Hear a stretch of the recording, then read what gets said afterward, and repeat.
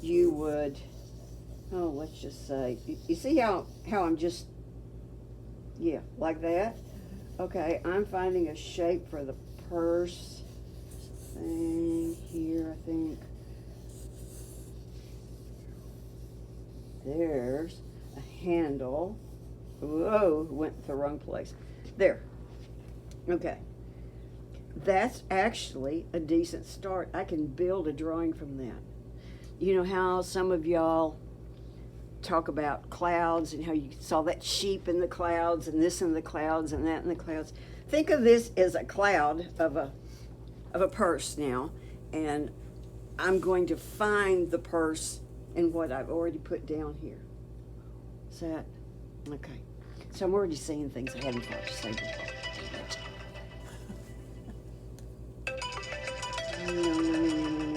No, go away. I've got a problem with my phone. I've got a real problem with my phone. I don't have a new, what do you call it, message since the middle of January. You know, voicemail. Yeah. The thing now is, and this is because I have done blind contour drawing, I am able to make some facsimile. Hey, the other thing about this is that when you're drawing and other people are watching you, none of them have the same vantage point. And so you can claim that you did an exactly great job and they won't know the difference because they're sitting somewhere else. Okay, well, maybe they won't know. Okay, so. Yeah, if you look at it from my angle, it looks like a garbage can. See? It could be, it could be. And it may belong there Let's before look long. at it and see. So, I'm just putting that in. Oh, you notice how I'm holding this pencil? Yeah. Okay. This is another step towards being loose. It doesn't mean that you always work this way, but we know we sometimes take our brushes and do that. I do, sometimes. The more that you hold something like this, the better. The more often, I know it's not fun, but the more often you stand up to do something, again, you'll be looser. And it's not just about freedom in arm movement there, it's also about this thing about thinking on your feet. So I'm beginning to have a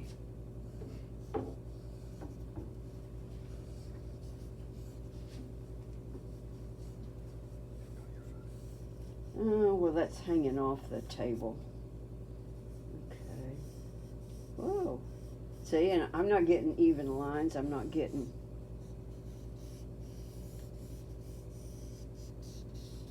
Okay, here. Starting to look like a person to me. It's starting to look like a person. Now, if you could find it under the other lines, if I had changed pencils to something darker, it would be, a little bit easier to distinguish. But, you could go from there. And then you could get excited about this, and you could come in, and you could do, like, little stitches. And then it's really start looking like a purse, because purses have got stitches, So it's got this thingy right there, and then, this is the little decorative stuff. That's fun. The another fun thing to do is your shoes. Okay. So, okay. Let's see, what else was I gonna, okay. So, I've got these. These are drawings that you can see. This is about quality of line. Okay. So you can see thick and thin and lost edges in the drawing. This is when I started and stopped on because I like the drawing better than the painting. Okay. Here's one. Dorothy's got one like that she framed. It looked really good framed. That's all I could say.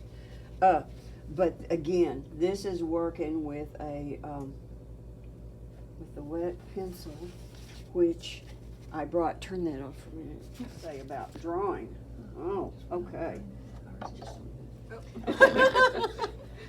Okay, about drawing is the texture of the paper, the tooth in the paper, and the pencil. I like for them to they combine to give you a certain amount of drag. and different people are gonna like different drag, okay? But the thing is, this is a very tactile experience too. It's not, if I don't have the right drag on here, if it doesn't feel good, yeah, I don't wanna draw.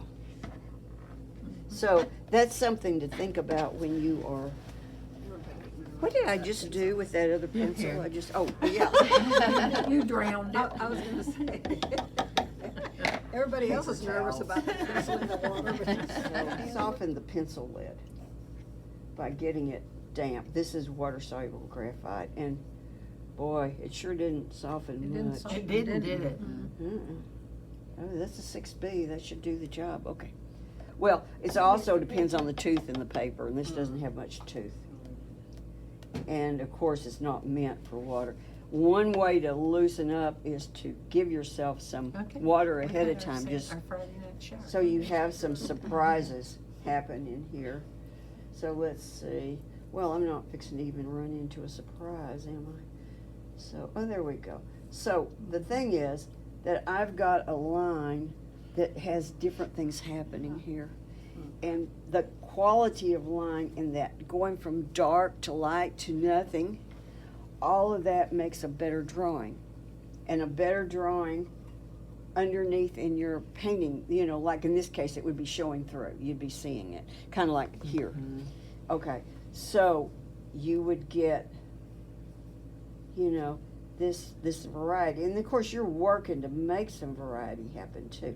And there are places where it's really useful to, let's see, oh, that's just the lid on this thing here. Okay.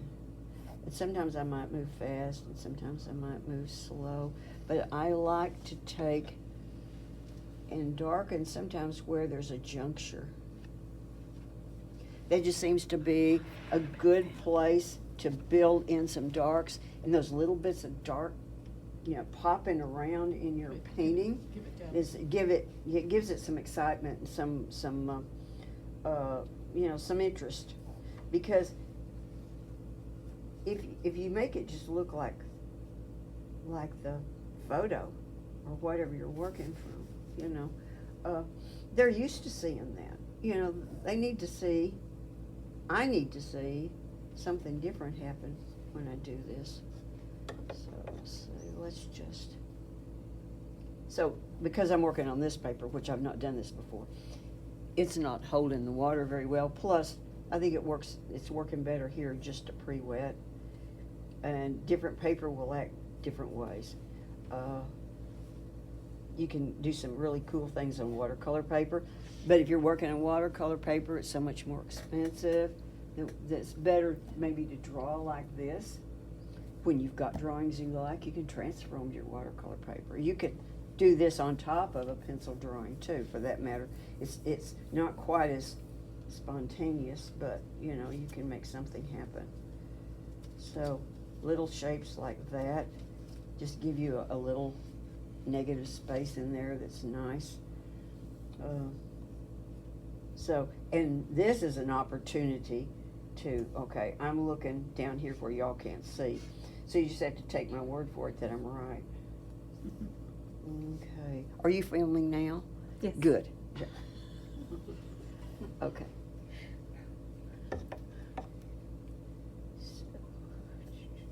Oh, man, that's kind of heavy. In a perfect world, if I was on watercolor paper, I might, change my mind. And you know, kind of like to even scrub along those lines sometimes. Okay, well, I can't tell what I'm doing. I'm lost. Okay, never mind. I'm totally lost. Because that won't go that way either. Okay, I got totally lost. See, I can't do that in front of the SWA. At least Again, don't if you tell hadn't 'em. told me, I Well, wouldn't necessarily know anything was wrong. So, That's what you need to practice in front of the mirror. Do Yeah. not Not tell tell what 'em you not that I'm wrong. I'm bad about that. I always tell. I It's can't an help abstract it. design. Actually, it doesn't look lost, it just looks like the strap is twisted. Yeah. The Yeah. strap is twisted, but I didn't twist it. let's just say that if I did that to that strap, it'd have to be torn in pieces first. Okay, so, you know, then I can go back and I can design on this, because I'm looking here and I'm thinking, you know, I need another dark spot, and then sometimes it's too dark, so I've gotta take the extra water off my thing. So, see, that could actually be a painting. I mean, you could turn that in, and that could be the underneath of a painting. The other thing, okay, I'm doing it here. I didn't know I was going to do it here. The other thing you can do is when you've got a drawing, and let's say you've got a sketchbook, and you've got a drawing, and the drawing has some things you like in it, and it's in your sketchbook, but you're not totally thrilled with it. Give the thing a border. You know, just make a border up.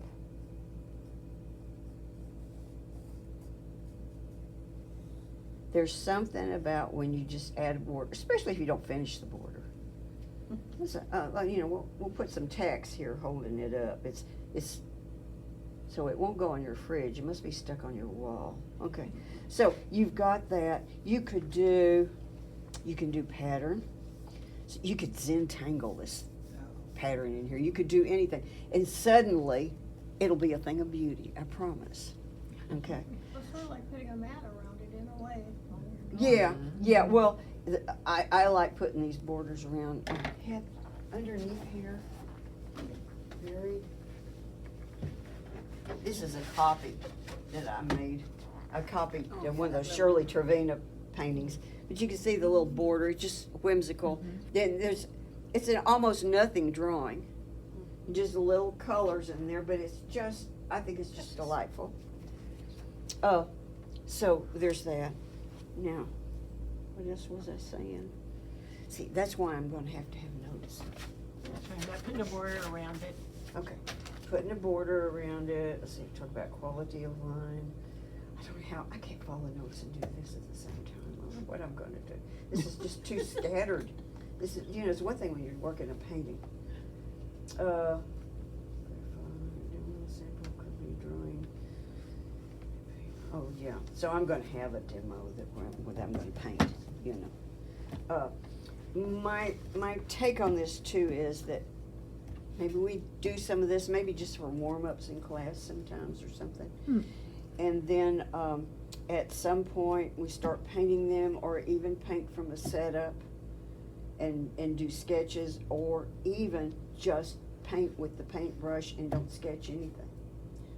We did one time do some drawing and then we cut it out, because I've still got them, like Okay. scissors or paint marks. Or You've got a drawing, you've got a black and white drawing, and let's just say it's just not quite fancy enough.